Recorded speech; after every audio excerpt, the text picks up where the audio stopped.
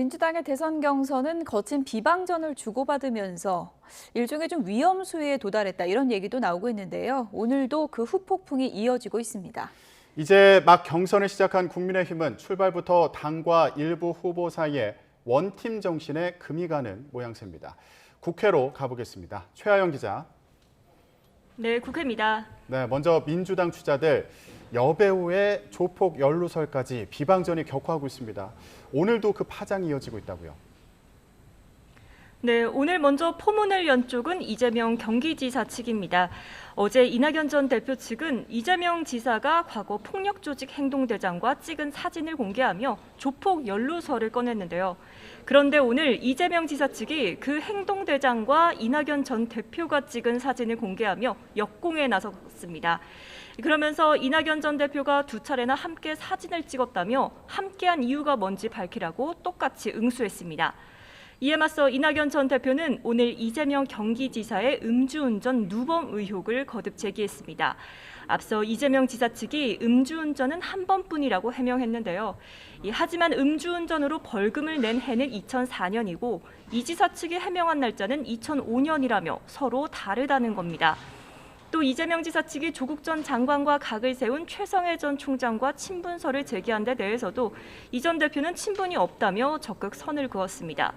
이처럼 후보들 사이 난타전이 계속되는 가운데 송영길 대표는 당 차원의 검증단 설치에 거듭 선을 그었습니다.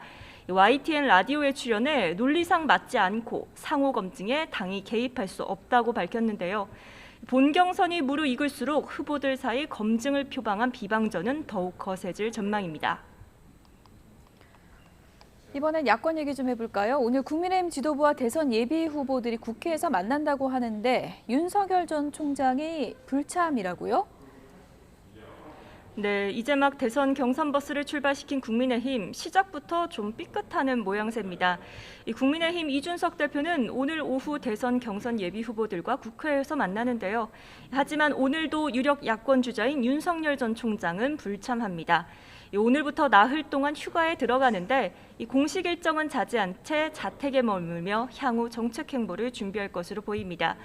여기에 출마 선언을 마친 최재형 전 감사원장도 출석 명단에서 빠졌습니다. 첫 공식 일정으로 국립현충원을 참배한 최 전 원장은 곧바로 고향인 경남 진해로 향했습니다. 영남권 표심 다지기에 나선 건데요. 이 두 후보는 어제 당이 준비한 경선 첫 일정인 쪽방촌 봉사활동에도 불참했습니다.